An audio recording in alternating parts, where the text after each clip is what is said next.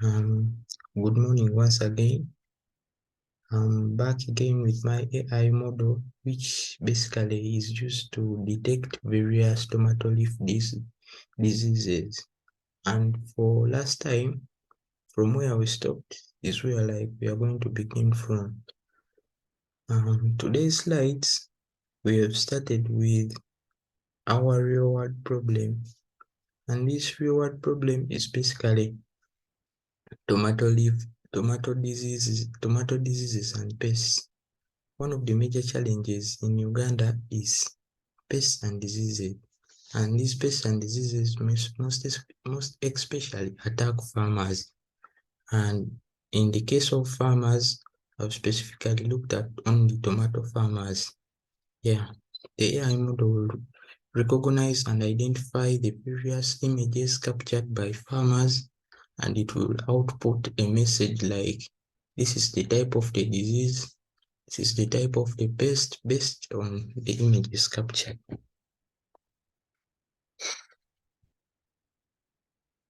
For the AI environment and agents, basically when we talk about AI, we have to have an environment and an agent. For the case of agent is anything that perceives its environment through sensors and act upon that environment through actuators. What I mean by sensors is like, for example, if I'm to give an analogy of a human being has various senses, and they include the sight, taste, feeling, and other senses. But for the analogy of actuators may include like the limbs, the arms that he uses to do various things. Yeah, so our AI model also has sensors and actuators. For the case of sensors, we shall be looking at our camera, which we will use to capture the various images, which will be fed as input into the AI model. And for the case of actuators, we'll basically look at its output. And for the case of output, it will only be able to output like text. The text will also include like the various disease names. And for the case of our AI environment basically is what is surrounding the AI agent. And the AI agent in my model will be surrounded by a farmer, garden, tomato plants. Basically, for a farmer, will be the one to input the images, and the garden, this will be able to house various tomato crops. And since we are talking about rational agents, and what I mean by rational agent is like, we must also think about the performance measures. Rational agents basically like are error-free.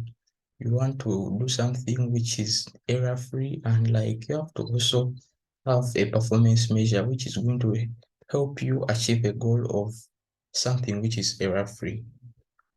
The performance measure, it will only enable us to evaluate the sequence of the environment state correctly. And what I mean by correctly, it will be able to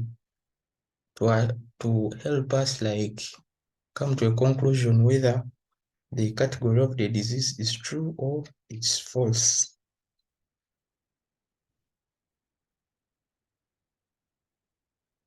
Dataset description. For the case of the dataset, our dataset contains various images with pests and diseases. And for example, it has one class of healthy leaf classes and 10 tomato leaves which are infected. All these data images were collected using a camera and in various conditions. Yeah, as we know that for pests and diseases, they come due to various causes, and for the various conditions, we may include the higher temperatures, the humidity, and what have you. Images of infected leaves, they show the different patterns along which the infection status has occurred to a leaf.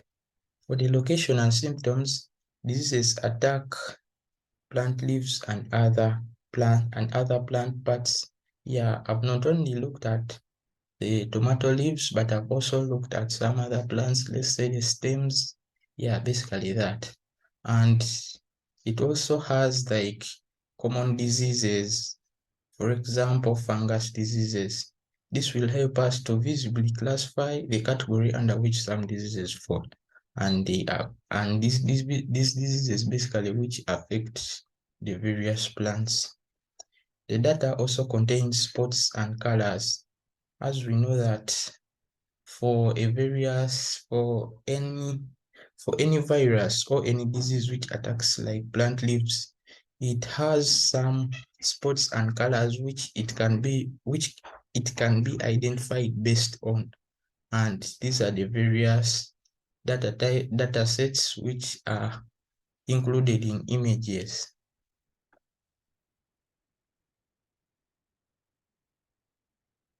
Yeah, informed search. Informed search here, we are basically talking about like when you have a domain knowledge and you have a specific goal which you want to achieve. For the domain knowledge, it's basically like our data set that will work as our domain knowledge. The informed search, it's more efficient than the uninformed search. It's more efficient. This is because of the heuristic approach.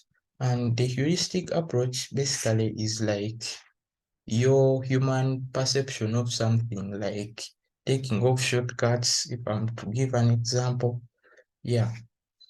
And since it is heuristic, it will guarantee a shortest and a reasonable solution, but it won't guarantee the best solution. Yeah. Here, what I mean is that a heuristic solution can be like of lesser time compared to a one which is not heuristic. And this heuristic solution, it will not like guarantee a best solution. It will only guarantee a reasonable solution. For uninformed search, previously, let me first take you through. This informed search will be used in our model to basically determine the various diseases in a shortest time possible. For the case of uninformed search has very many algorithms, and I've only looked at the breadth first search. Yeah, uninformed search is an algorithm which has no clue on how close you are to the state or to the goal. Like you don't know whether you are almost close to the goal or you are out of the goal. You only have to do the search until you reach the goal. For the case of breadth first search, it's the search strategy for traversing tree graphs and also the other graphs. This algorithm is going to be used to categorize the various pests and diseases under their categories, since it gives an output solution. For example, if you are to use a breadth first search, you are guaranteed of an optimal solution, though that optimal solution may not be like in terms of cost, in terms of other things, but it may be in terms of the steps taken. Yeah, you may only have to use lesser steps to find your solution, and this will be included in our model, like when you want to determine a various or a certain disease based on the characteristics that you want or that you have seen on the image. Yeah, it will be able to search and give us an output. AI accountability. AI accountability basically talks of four things. First of all, we will look at what will happen when the system goes wrong and how we can track who is responsible for that error and the process for appealing to the system decisions or why we have taken a certain decision, and also the process of complaining about the outcomes of a certain decision. and this will be how it will be implemented in our model. For the case of images, we shall be able to use the decision to the way we shall be able to come up to the decision, or to come up to some certain level, like why we have concluded like that. It's because our AI model uses images, and these images, they are for plant diseases which we are collected by other people. Because for me, I downloaded the data set from Cargo, and it will be able to track errors, since all images will be captured and input by the farmer. And we know that these images will be of various pixels, since they are using various image capturing machines. For example, a digital camera has different pixels from those of a mobile camera. And when we shall detect the system going wrong, it will be like when it has failed to give us the real-time analysis of the sample collected. That's it for today. Thank you for listening, and remember to subscribe such that you can be able to get my next video in next week. Thank you.